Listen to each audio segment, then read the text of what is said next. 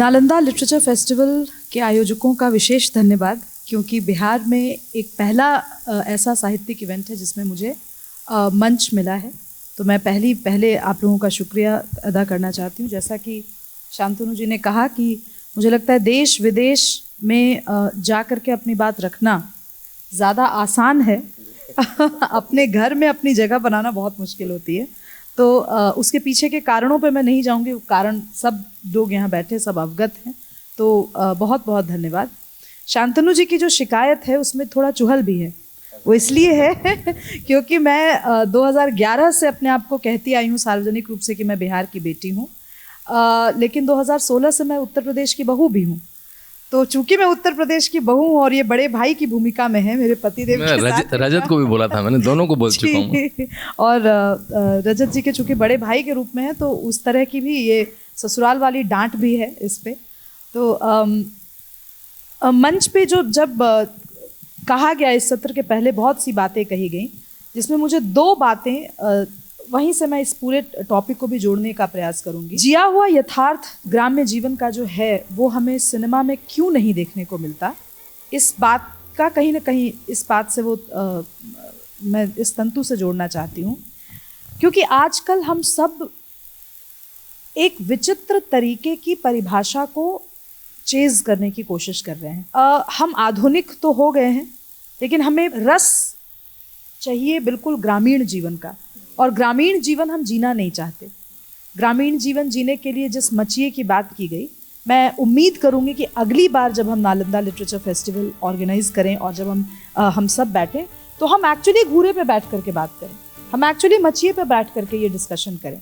हमारे बीच जो ये दूरी है वो ना रहे। जैसे जिस कीर्तन की बात हो रही थी और जिस मंगल गायन की बात हो रही थी वो सब घर आंगन की बातें थी। ये भी जो हम बात करें वो मूलतः घर आंगन की बातें हैं, और मैं कोशिश करूंगी कि मैं बताने का प्रयास करूं कि कैसे। शांतनु जी ने जब अपनी पुस्तक और पुस्तक से सिनेमा में उसका रूपांतरण और सिनेमा के बाद की जो बात की, मैं लगातार नोट्स लिख रही थी, आपको ऐसा नहीं लगना चाहिए कि मैं फ़ोन पे बिजी थी। शांतनु जी ने जो बात की कि क्रिएटिव प्रोसेस के बीच में राजनीति और वैचारिकी का जो संघर्ष होता है वो किस तरीके से होता है, इसके पहले मुझे लगता है शांतनु जी, जितने भी क्रिएटिव लोग हैं, हम लोगों को पहले कमर कसनी होगी कि हम अच्छा कंटेंट लेकर आएं। क्योंकि अभी मैं अपने भाई के विवाह समारोह के बाद आ रही हूँ, मेरे अपने छोटे भाई का विवाह समारोह था। मुझे ऐसा लगता है कि मैं कितना भी शास्त्रीय संगीत बजा लूँ रिसेप्शन पे, या कितना भी बहुत अच्छा सुमधुर बॉलीवुड म्यूज़िक बजा लूँ, लेकिन वो कोहबर गीत जो मेरी दादी गाया करती थी, जो मैं थोड़ा सा गुनगुना गई, उसने मुझे जो अतीत में जाकर के छोड़ा, उसने मेरे घर आंगन को जो महकाया, और वो पूरा का पूरा जो दृश्य सजल हुआ आंखों के सामने, वो नदिया के पार था। वो गीत नदिया के पार के बाद हम आपके हैं कौन में आता है, और हम आपके हैं कौन आते आते तक उसमें कुछ बदलाव हो जाता है। मूलतः चरित्र वही रहता है। हमें ऐसा कंटेंट क्रिएट करना होगा जिसका मूल चरित्र वैसा हो। रामायण महाभारत एक बार लिखे जा चुके, कुछ कारण है कि उनको महाकाव्य कहा जाता है। आज जब हम अपने घर से भाइयों को विवाह के लिए विदा करते हैं, वो भाव स्वतः आता है कि हम रामचंद्र को विदा कर रहे हैं, वो सिया को लाने जा रहे हैं। लेकिन सीता जी का जो दूसरा वनवास लोक ने उन्हें दिया, लोक ने अभी सीता को वो महत्व नहीं दिया है। अयोध्या में भी, अयोध्या को मैं भारत भूमि के हिसाब से उसकी व्याख्या करके बोल रही हूँ, वो वापस नहीं लौटी हैं। इसके लिए हमें प्रयासरत रहना होगा। तो ये सारी बातें कहीं ना कहीं उस मूल तत्व से जुड़ रही हैं। धरती से जुड़ने का अर्थ मातृशक्ति से जुड़ना भी है। धरती से जुड़ने का अर्थ उस भाव से जुड़ना भी है जिस भाव में कोई किसी से अलग नहीं था और अलग नहीं है। मैं उत्तर प्रदेश हो, बिहार हो, वही कहानी में केरल में जाऊं तो थोड़े दूसरे रूप में केरल से वही जुड़ाव है, बंगाल से वही जुड़ाव है, उड़ीसा से वही जुड़ाव है, क्योंकि सांस्कृतिक रूप से जो समृद्धि हमारी मिट्टी ने हमें दी है, उस मिट्टी की खुशबू कहीं ना कहीं कला और साहित्य जगत से विलुप्त होती जा रही है। हम हमेशा कोशिश करते हैं कि हम पाश्चात्य धरातलों पर पाश्चात्य मानदंडों के हिसाब से साहित्य गढ़ने का भी प्रयास करें और उसकी व्याख्या का भी प्रयास करें। भारतीय सिनेमा का जो एक, अगर हम उसकी यात्रा अगर हम देखें तो बीच में जब एंग्री मैन फेज जब आया, उसके बाद से उत्तरोत्तर ऐसी सिनेमा को ऊपर रखा जाने लगा जिसमें एक अजीब तरीके का संघर्ष था, जिसमें दुख था, जिस सिनेमा को देखने के बाद आप अंदर से आह्लादित नहीं होते थे। आपको लगने लगता था कि ये मेरे जीवन की कथा है, ये मेरे जीवन का संघर्ष है। उसमें हुआ क्या कि उसमें नदिया के पार वाली जो विश्रांति थी वो लुप्त हो गई। फिल्म देखकर जो हम ठहराव महसूस करते थे वो चला गया। पैरेलल सिनेमा के नाम पर निश्चित रूप से कुछ ऐसे इश्यूज को उठाया गया जो इश्यूज समाज के कुछ लोगों में व्याप्त थे, लेकिन पैरेलल सिनेमा का मेन स्ट्रीमीकरण जो आज जाकर के OTT पर इतने भौंडे और अश्लील रूप में हुआ है, उसकी भी व्याख्या हम लोगों को बतौर समाज करनी पड़ेगी। ये बिल्कुल सच बात है कि लिव इन, फॉर एग्जाम्पल, बिल्कुल सच बात है कि लिव इन रिलेशनशिप आज के समाज की सच्चाई है, लेकिन ये भी सच बात है कि आज के समाज में भी पूरा बृहत्तर परिवार, बृहत्तर समाज साथ आता है। लेकिन हम किस कंटेंट का महिमा मंडन कर रहे हैं? लिटरेचर, फिल्म, साहित्य, इन सभी दुनियाओं में किस कंटेंट को, किस तरीके के लेखन को, किस तरीके के वाचन को, किस तरीके के मंचन को वरीयता मिल रही है? जो क्लासिकल सेंस में वरीयता की बात करूं, किस पे लिखा अच्छा जा रहा है, किस पे बोला अच्छा जा रहा है, उस पे बात करनी ज़रूरी होगी। अगर शांतनु गुप्ता जी एक फिल्म बनाते हैं, या विवेक अग्निहोत्री जी फिल्म बनाते हैं, या अभी जो फिल्म आई है कश्मीर पे, जो फिल्म आई है भाषा सुम्बली जी ने उसमें कमाल का काम किया है। जब उस तरीके की फिल्में आती हैं और हम नहीं लिखते, हम बात नहीं करते, तो कहीं ना कहीं जो ज़मीन से जुड़ा हुआ कंटेंट है उसका मनोबल, उसको लिखने वाले का मनोबल कम होता है। मैं क्षमा प्रार्थी हूँ कि मैं नहीं आ पाई, 2 दिन का था क्योंकि मेरी बिटिया को वायरल को बहुत भयानक वायरल संक्रमण था। लेकिन मैं फिल्म, और दूसरी चीज़ ये भी है कि अपनों की फिल्में, अपनों की किताबें, उनके आमंत्रण पर तो आप ज़रूर कीजिए, लेकिन उसके अलावा आप खुद जाकर के टिकट खरीदिए और देखिए, अपने दोस्तों को ले जाकर दिखाइए, क्योंकि जिस सिस्टम और जिस इकोसिस्टम की बात शांतनु जी ने की, उस इकोसिस्टम ने अपने आप को बिल्ड ऐसे ही किया है। मुफ्त में किसी से किताब लेकर पढ़ लेना, किसी से गिफ्ट ले लेना, पढ़ लेना, ये तो ठीक बात है। आप बतौर पेशा, मैंने ये काम कई सालों तक किया है, लेकिन अब विक्रम संपत जी की अगर किताब आती है तो मैं उनकी किताब जाकर खरीदना ज़्यादा पसंद करती हूँ, क्योंकि मुझे पता है कि मेरे जाने से हो सकता है 4 लोग मुझे और मिलें। मुझे जिस भी किताब की दुकान पे मैं जाकर किताब खरीदूंगी, मुझे 4 लोग और मिलेंगे जो मुझे टीवी की पर्सनालिटी के रूप में जानेंगे, और फिर वो देखेंगे कि मेरे हाथ में वो किताब है, तो वो 4 किताब और बिकेगी। अगर मैं किसी विवाह समारोह में जा रही हूँ और कोई ऐसा बच्चा है जिसको पढ़ने में इंटरेस्ट हो, तो मैं वो पुस्तक उसको दूंगी ताकि उसके परिवार में भी उस पुस्तक के बारे में पता चले।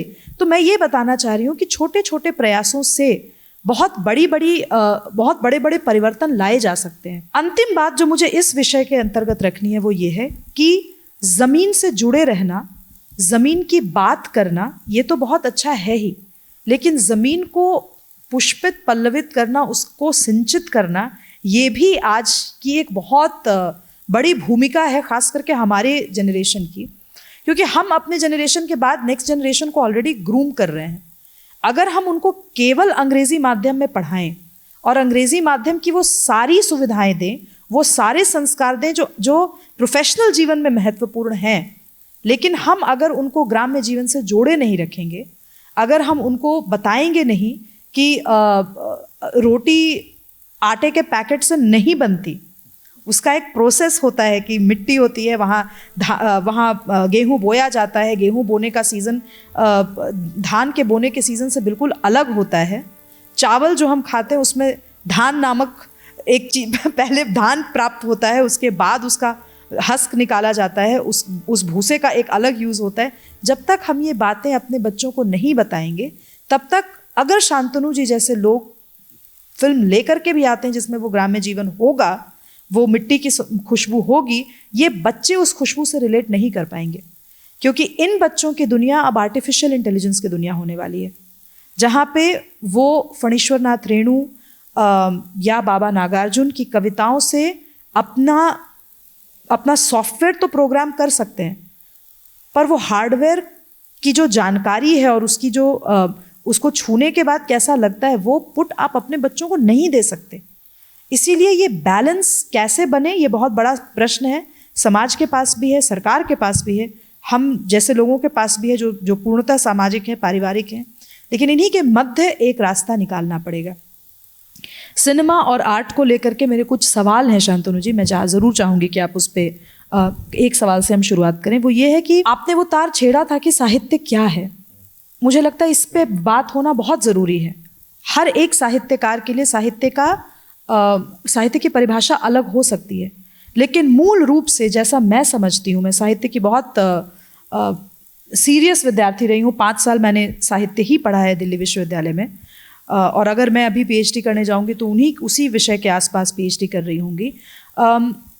सहित, सबके हित के लिए लिखा जाने वाला साहित्य, जब हम हिंदी में इसकी व्याख्या अगर करें तो सबके हित की बात तो लोकतंत्र करता है, लेकिन हम लोक के हाथ में ही अगर सब कुछ सौंप दें तो बदलते परिवेश के साथ साथ लोक कई बार अश्लील भी होता है, कई बार श्लील भी होता है। लोकतंत्र कैसे डिसाइड करे कि साहित्य क्या हो? देखिए, ये कठिन प्रश्न है, क्योंकि अगर मैं प्रश्न पूछूं कि इंटरनेट पे सबसे ट्रेंड क्या है तो सबको पता है वो पोर्नोग्राफी है। तो फिर तो वही पिक्चरें बननी चाहिए, क्योंकि वो तो लोक है, लोक की डिमांड तो वही है। लेकिन ऐसा नहीं है कि वही पिक्चरें हिट होती हैं, वो तो पिक्चरें बड़े चलचित्र पे आ नहीं पाती। जब हमने भी फिल्म बनानी शुरू करी तो उसके 2 ट्रैक थे मूवी के। हमारी स्क्रिप्ट हमने 3 बार चेंज करी, क्योंकि योगी आदित्यनाथ के जीवन में राम मंदिर का बड़ा मूवमेंट है। उनके दादा गुरु के समय में पहली बार मूर्तियाँ रखी गई, उन्होंने वो 1949 का आंदोलन शुरू करा अयोध्या में।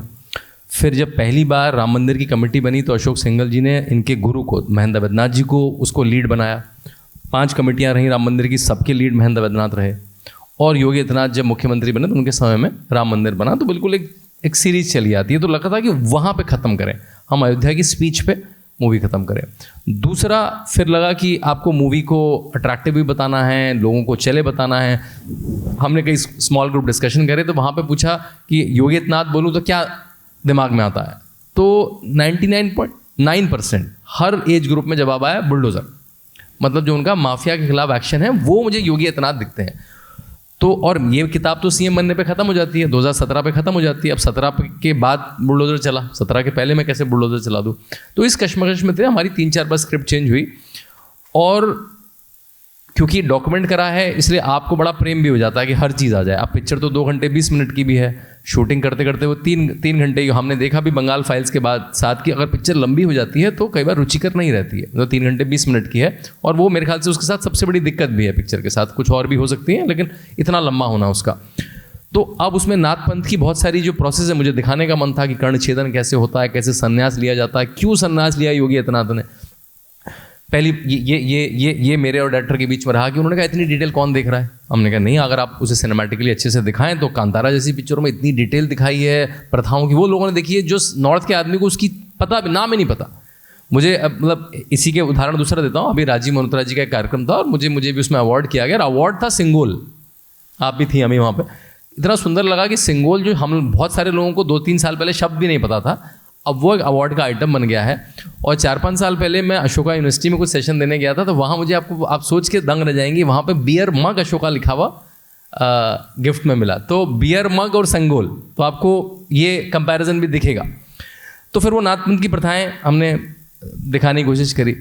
बड़ा अच्छा हुआ कि जब हमने अधिकतर जो मठ की शूटिंग है वो गीता भवन में करी है। गोरखपुर में तो मठ की शूटिंग करना मुश्किल है, क्योंकि वो इतना फुटफॉल है वहाँ पे, आप शूटिंग नहीं कर सकते वहाँ पे, तो हज़ारों लोग एक समय रहते हैं। गीता भवन थोड़ा सा शांत मठ है, वहाँ पे करी हमने। और जाड़ों के समय थोड़ा खाली रहता है, जनवरी में शूटिंग करी। तो हमारा कुछ एक जो कर्ण छेदन का जो सन्यास की परंपरा का सीन था, उसमें हमने बहुत सारे गुरुकुल के विद्यार्थी, आसपास ऋषिकेश में बहुत सारे गुरुकुल हैं, तो विद्यार्थी बुलाए जिनको मंत्रोच्चारण करना था। तो first AD, second AD, third AD ऐसा होता है, जो मतलब इनको एक्स्ट्राज नहीं बोलना चाहिए, वैसे एक्स्ट्रा होते हैं, क्योंकि तो गुरुकुल के विद्यार्थी थे, लेकिन अगर नहीं मिलते तो पोशाक में पहनता कोई, और वो लिपसिंग करते पीछे से। लेकिन हमें मिल गए ऋषिकेश में, तो उन्होंने मंत्र जोर जोर से बोलना शुरू करा। तो हमारा एक एडी भागता हुआ ऐसे थोड़ा सा अजीब, भाई थोड़ा धीरे बोलो आप लोग, है ना, तो उसमें से एक छोटा विद्यार्थी, बिल्कुल वो 14 साल का होगा, बिल्कुल ऐसे आगे आया, देखिए ये बॉलीवुड की पिक्चर नहीं है आपकी, मंत्रोच्चारण है, इसकी ध्वनि है, इसका स्वर है, इसकी मात्रा है, ऐसे ही गाना जाएगा, और वो ऑलमोस्ट चलने को हो गया तो वो एडी भागता हुआ गया, नहीं भाई तो जैसे गाना है। मतलब उस तरह के एक्सपीरियंसेस भी आए, और कल्चरली वो सेट पे इतना आनंद आता था मुझे कि देखिए मैं जैसा चाह रहा हूँ वैसी पिक्चर बन पाए ना बन पाए, वो तो एक मेरे लिए एक टेंशन था ही, क्योंकि मुझे लगता था स्क्रिप्ट अप्रूव करने के बाद भी अगर वो कुछ डाल दे उसमें सेट पे, तो एक बार शूट हो गया तो उसके पास तो बहाना ही, सर शूट हो गया, मैं सारे एक्टर कहाँ से लाऊं दोबारा। तो मैं वो क्योंकि शूटिंग के बार बहुत दूर होती है, अब शूटिंग लोग जैसे वहाँ कोने में मान लिया शूट हो रहा है, तो आप दूर से मॉनिटर से देखते रहते हैं और कान में सुनते रहते हैं, और स्क्रिप्ट हाथ में। मैं बिल्कुल ये प्रोसेस में पूरे टाइम बैठा रहता था। केवल 3-4 दिन है जब मैंने स्क्रीनिंग में नहीं ज्वाइन, शूटिंग नहीं ज्वाइन करा। मुझे डर इसलिए लगता था कि ये कुछ ना आंखों में कुछ करना दे, क्योंकि जब हमने स्टोरी शुरू करी तो मेरे को राइटर्स में से किसी एक ने पूछा योगी आदित्यनाथ की कॉलेज में गर्लफ्रेंड थी क्या। तो जैसे ही उसने पूछा मैंने कहा अच्छा इसको गर्लफ्रेंड ढूंढ रहा है, मतलब इसको टिपिकल फार्मूला है उनके पास कि गर्लफ्रेंड हो, थोड़ा सा मार पिटाई हो, थोड़ा दुख हो, थोड़ा रोना है।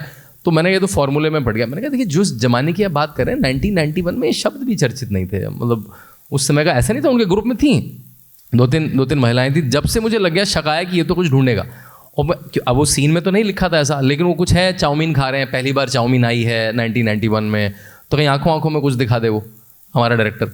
तो मैं वहाँ पे बैठा रहा, बिल्कुल एक सीन देखता रहा, और मैंने कोशिश करा कि एक छोटा एलिमेंट, उसमें पैसा भी लगता है। जैसे एक आपने पता नहीं देखा होगा, जब विजयदशमी के दशहरे के समय योगी आदित्यनाथ एक बड़ी पूजा करते हैं, उसमें एक मतलब ऐसे बोलूँ तो एप्रन टाइप का एक ऑरेंज कोट होता है, बड़ी सी धागे की, जैसा आप कलावा, थोड़ा भूरे कलर का कलावे की बड़ी सी पगड़ी होती है, अगर आपने देखा हो तो वो चित्राता है। अब वो पगड़ी बनाई नहीं ना है किसी को, कॉस्ट्यूम डिज़ाइनर को बनानी ना है, और वो संत जिनको जो बनाते हैं उनको बनाने में बड़ा समय लगे, तो वो बनाई, वो 15-20 हज़ार की बन रही थी। प्रोड्यूसर कहता है अरे इस टोपी से क्या फ़र्क पड़ रहा है। वो एक गाने में सीन है, मात्र झलक आती होगी 20 सेकंड की, लेकिन वो जब नाथपंथियों ने देखी तो हाँ उन्होंने कहा वही प्रथा है। अब उनके गले में एक धागे में सीटी भी होती है, जैसी वो गुरु के सामने जाते हैं, चित्र के सामने भी जाते हैं, तो 3 बार सीटी बजा के ऐसा घूमते हैं। अब वो ऐसे आपको देखेगा तो आपको लगेगा ये क्या हो रहा है, ये क्या ड्रामा है, ऐसा भी कह सकता है कोई इसको। लेकिन मुझे लगा कि मूवी एक डॉक्यूमेंटेशन भी है।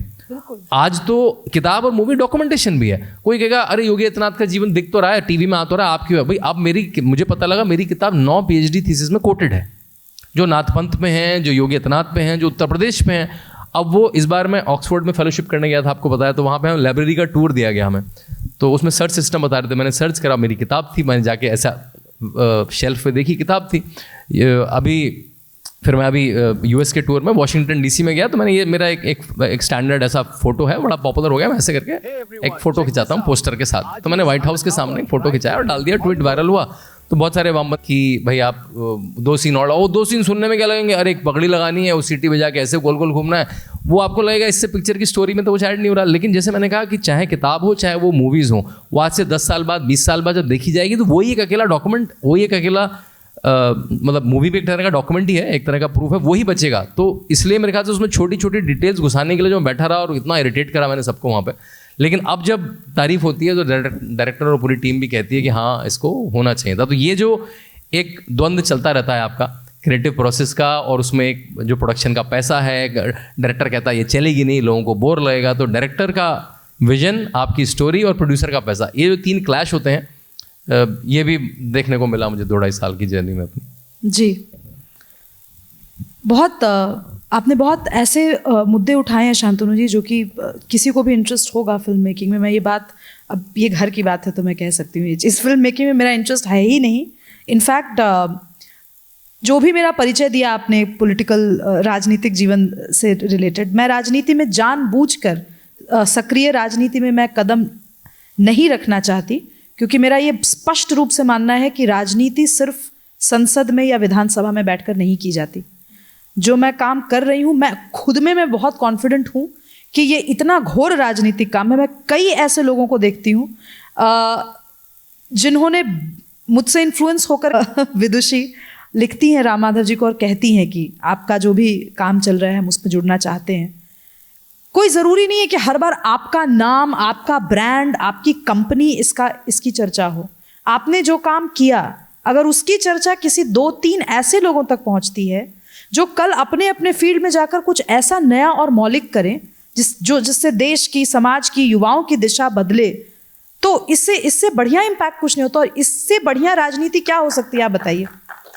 आज अमी जी जब किसी पॉडकास्ट पे जाती हूँ और उसके मिलियंस ऑफ व्यूज़ होते हैं, और उस व्यूज़ के अलावा अम्मी जी का जो काम है, जो उनका रिसर्च है महाभारत पर, रामायण पर, ये ज़रूरी कतई नहीं होता कि उन्होंने अपनी ट्रैजेक्टरी में किस कंपनी के साथ, किस फर्म के साथ, किस नेता के साथ, किस व्यक्ति के साथ कितना काम किया। उनका जो काम है, जो कंटेंट है, उसके एक एक सेकंड का जो श्रम है, वो उनके बहुत बड़े, उनके सोल की अनंत यात्रा का वो एक पक्ष है। तो मुझे लगता है कि बहुत नई व्याख्याएं जुड़ रही हैं। अब ये किताब आना, इस किताब पे नाथ पंथ को लेकर के इतना आग्रही होना योगी आदित्यनाथ जी का, ये सब एक ऐसे तंतु हैं जो एक विराट रूप में भारत का परिदृश्य बदल रहे हैं।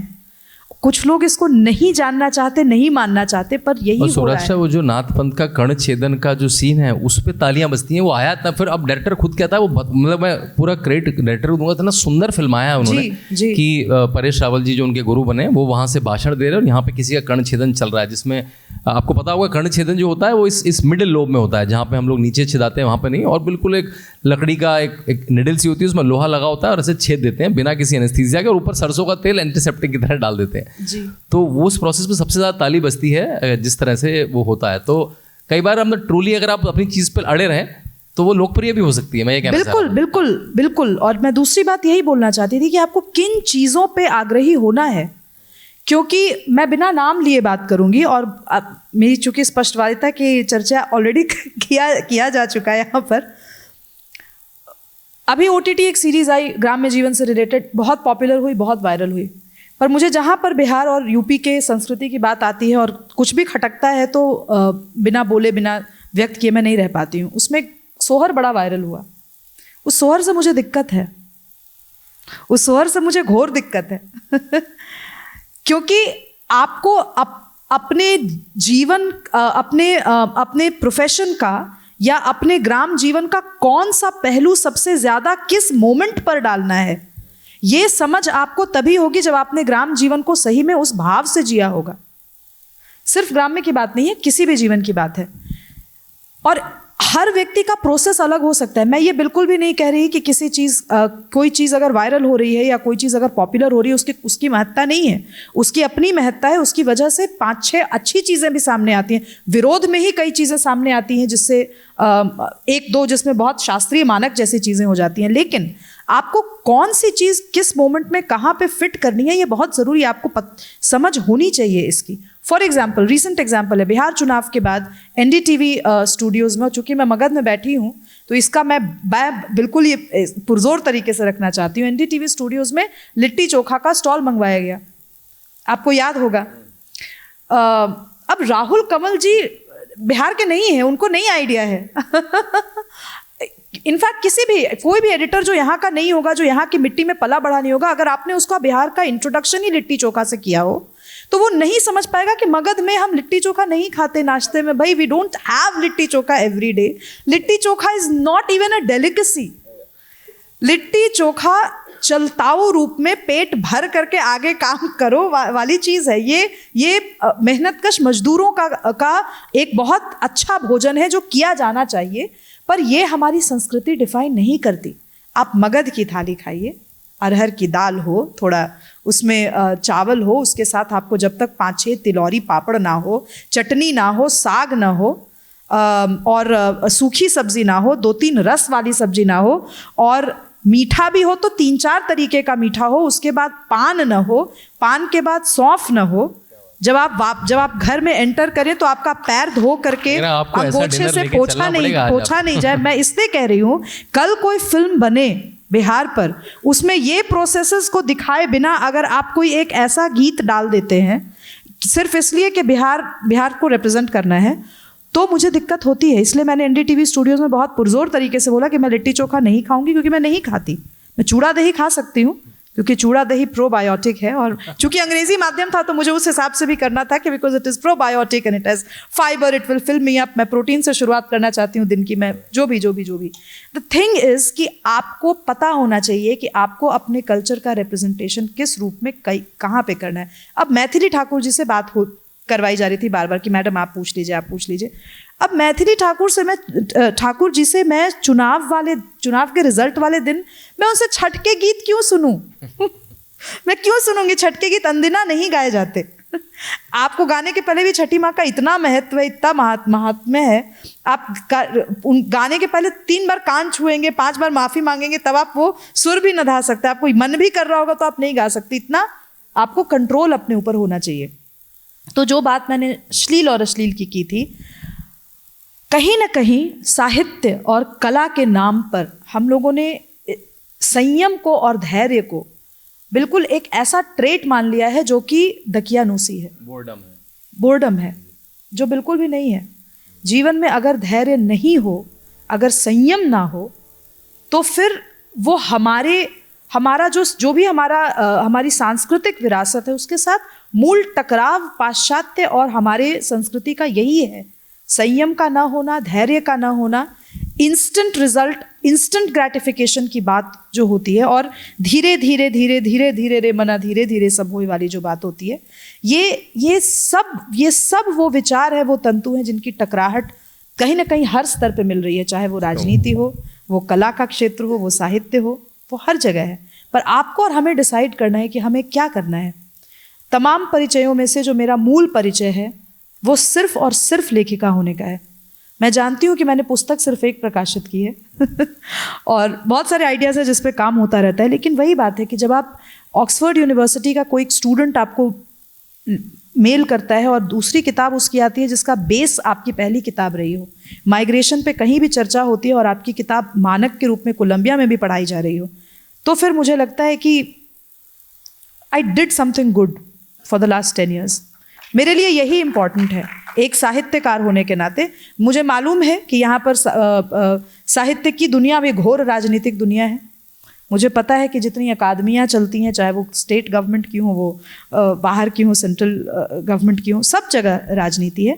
लेकिन फिर मैं वही बात कहूँगी कि रामायण और महाभारत तमाम राजनीतिक अंतर्विरोधों और राजनीतिक संघर्षों के बावजूद वो महाकाव्य है, वो महाकाव्य रहेगा।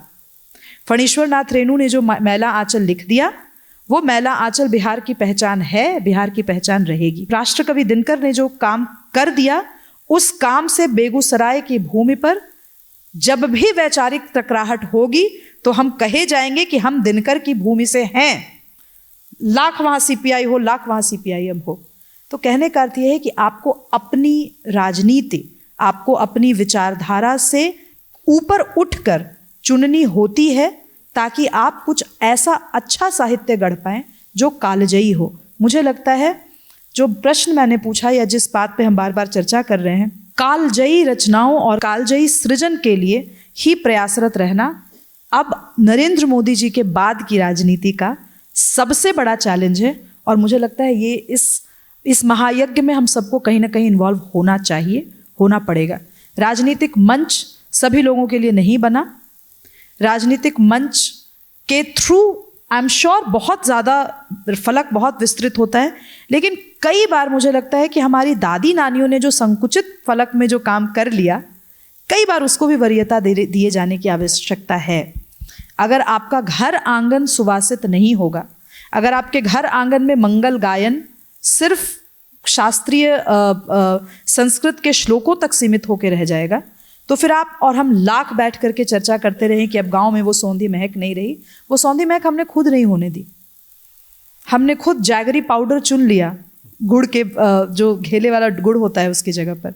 हमने खुद चुन लिया कि हमारे घर की जो काली माई और डी डीवार के जो भी देवता होते थे, अगर हमने उनको निमंत्रण देना हमसे चूक रहा है अगर इस आधुनिक आपाधापी वाले जीवन में, तो हम ऐसा बहुत कुछ छोड़ रहे हैं जिसकी कसक हमें कल होगी। तो जड़ों से जुड़े रहना, अच्छा साहित्य गढ़ना, मुझे लगता है ये आज का चैलेंज भी है और आज की ज़रूरत भी है। इसी पे एक चीज़ कहूँगा सुब्रता जी, और मुझे ये भी बताइएगा कितना समय बचा है। मेरे ख्याल तो मेरे पास तो आखिरी बात है।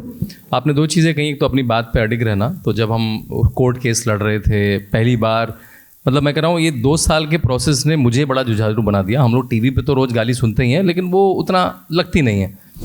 मैं गाली नहीं सुनती। आप तो सुनाती हैं ज़्यादा। अगर गाली सुन लेती हूँ तो फिर मैं डिसाइड करती हूँ इनको घर तक छोड़ के आना है या यहीं पे छोड़ देना है। तो उससे तो थोड़ी मोटी चमड़ी हो गई थी, लेकिन पहली बार अपने लोगों से लड़ाई करनी पड़ी, चाहे वो लखनऊ हो, चाहे वो दिल्ली हो, चाहे मुंबई का बॉलीवुड हो, उससे सबसे लड़ाई लेनी पड़ी। लेकिन उसका आनंद तब आया जब हैदराबाद में विजेंद्र प्रसाद जी मूवी देखने आए। विजेंद्र प्रसाद जी आपको पता होगा जो राजमौली जी के फादर हैं, इस समय राज्यसभा के नॉमिनेटेड MP भी हैं, जिन्होंने RRR और बाहुबली की चर्चित स्टोरीज लिखी हैं। और एक सबसे सक्सेसफुल किस तरह से कल्चर को बॉलीवुडाइज करके कैसे कल्चर को आप बड़ी पिक्चर भी बना सकते हैं, उसके वो द्योता हैं। उन्होंने कहा कि मैं तो एक प्रोटोकॉल में आया था कि भाई पिक्चर है, आना है, निमंत्रण आया था किसी की तरफ से, लेकिन मैं इंटरमिशन के बाद उठ नहीं पा रहा हूँ। और उनको हिंदी बहुत कम समझ में आती है, वो पिक्चर सबटाइटल से देख रहे थे, इंग्लिश सबटाइटल है हमारी पिक्चर में। और उन्होंने कहा, फिर मैं और मेरे को राइटर भी थे, आई एनवी सबके सामने, I envy this boys, I could not have written a better script. हमने तो पैर छू लिए उनके कि भाई अगर विजेंद्र प्रसाद जी ये कह रहे हैं। और दूसरा एक वो मिला कि हमने वॉशिंगटन DC में शो रखा, और वो ऐसा डेट बना कि बस वो मंडे ट्यूसडे ही बन रहा था, तो मंडे को शो हुआ। और लकीली वहाँ पे बड़ा थिएटर ही मिल रहा था, 300 का थिएटर, US में बहुत बड़ा थिएटर होता है, वहाँ नॉर्मली 100-120 के थिएटर होते हैं, क्योंकि इतने बड़े थिएटर भरते ही नहीं हैं। तो अब 300 का थिएटर वॉशिंगटन DC, बड़ा मुश्किल शहर है, मतलब आना जाना मुश्किल है, लोगों की जॉब्स हैं, टफ शहर है। और जब उसमें सीढ़ियों पर लोग देखे मैंने उस दिन, 300 भरने के बाद सीढ़ियों पर लोग देखे, तो लगा कि अपनी बात पे अडिग रह के भी आप चीज़ को चर्चित कर सकते हैं। आखिरी बात कहूँगा, विरोध से कैसे फ़ायदा हुआ। मुझे याद है एक दिन मैं सुबह मुझे फ़ोन आया 9-10 बजे, बड़ा फैनेटिक होकर लखनऊ से, कि अखिलेश आपका नाम ले रहे हैं विधानसभा में। अखिलेश मेरा नाम ले रहे हैं? मैंने तो ऐसा कुछ करा नहीं पिछले 5-10 दिन में। तो पता लगा वो मेरी किताब का नाम ले रहे हैं, क्योंकि वो मेरे मित्र थे, तो उन्होंने वो थोड़ा उत्साह में मेरा नाम बोल दिया। उन्होंने बोला ऐसा कुछ, उन्होंने बोला था, अरे आप तो अपने ऊपर किताब लिखवा लिए, नमांको बेगेन चीफ मिनिस्टर, ऐसा योगी आदित्यनाथ को वो ऐसा उल्हाना सा दे रहे थे। और मैंने उनको फिर ट्वीट भी करा कि भाई आपने विधानसभा तक मेरी किताब ले गए, ये तो आपकी, मैंने अखिलेश यादव करा, फिर उनकी पूरी मेरे पीछे पड़ गए। फिर अच्छी बात हुई, जैसी मूवी आई तो किसी ने पूछा कि सुना है योगी आदित्यनाथ में मूवी आई है, तो हमारी मूवी का बड़ा चर्चित डाला होगा कि बाबा आते नहीं प्रकट होते हैं। तो अखिलेश यादव ने फिर थोड़ा सा मौकरी करते हुए उल्हाना बढ़ते हुए, हाँ सुना है आजकल तो बाबा आ नहीं रहे हैं, प्रकट हो रहे हैं। तो वो ज़्यादा चर्चित हो गया। तो मैं तो कह रहा हूँ कि मतलब कई बार जो हमारे लिए तो विरोध बड़ा काम का हुआ, चाहे वो किताब हो चाहे मूवी हो, उसे अखिलेश यादव ज़्यादा प्रमोट कर रहे हैं। ठीक है, नालंदा लिटरेचर फेस्टिवल से एक मेरी गुजारिश है कि नालंदा जहाँ है, हम पता है कि आज तक वो स्टेशन है, हम लोग बख्तियारपुर, हम लोगों ने तो वो बोझ छोड़ना शुरू कर दिया उत्तर प्रदेश में। हमने इलाहाबाद को छोड़ दिया है, हमने फैज़ाबाद को छोड़ दिया है, सरकारें भी अपने मत की हैं। तो मेरे ख्याल से मंच आपके पास अच्छा है, आप इस कहानी को शुरू करिए और ये रिप्रेजेंटेशन यहाँ से जाए कि वो जल्दी जल्दी उस बोझ से छूटें, उन नामों से छूटें। हाँ, तो मेरा एक रिक्वेस्ट ये भी होगा आप लोगों से। बहुत बहुत धन्यवाद। और वास्तव में बड़े शानदार ढंग से आपने तमाम वृत्तांत भी बताए और चीर परिचित अंदाज में आपने बहुत सारी बातें कही। और सच में आपने कहा कि सिर्फ शब्द बोलने से नहीं होगा, जीना होगा। और लोक संस्कृति ही शास्त्रीय संस्कृति में परिवर्तित हुआ है। पहले लोक आया, तब शास्त्रीय आया। तो उसे हमें जिंदा रखना होगा। हमें ऊपर ऊपर दिखाकर, हाई फाई दिखाकर हम बहुत ऐसा करते हैं तो लोक संस्कृति जीवित नहीं हो सकती है। वो गुड़ भी रखना होगा, वो जाता भी, वो ढेकिया भी, सब हमें जीवित रखना होगा। तो और सही कहा आपने मगध की संस्कृति के बारे में। एक बहुत बड़ी लोक गायिका थी, एक मंच पर आने के पहले उन्होंने कहा कि कजरी, तो बहुत ज़ोर से डांट में बोला कि ये भी पता नहीं कजरी कब गाई जाती है और कब प्रस्तुत की जाती है। तो ये तमाम संस्कृतियाँ हैं, बहुत बेबाकी से, बहुत सही निर्णय आपने कहा। आप अपने मार्ग में तमाम लोगों को प्रेरणा देती रहें, आप आगे बढ़ती रहें और आप तमाम लोगों के लिए प्रेरणा का स्रोत बनती रहें, यही शुभकामना है हमारी। बहुत धन्यवाद। शांतनु जी, बहुत धन्यवाद आपका। लेकिन आप जाएं इसके पहले स्मृति चिन्ह भेंट करना चाहते हैं ताकि इस क्षण को सदैव आप याद रखें। वैशाली श्वेता से मैं आग्रह करूंगा कि स्मृति चिन्ह भेंट की जाए। सदैव इस स्मृति चिन्ह को जब जब आप निहारेंगी हमें याद करेंगी। और आपका घर आंगन है, इसे समृद्ध करने की जिम्मेवारी हम सब की है।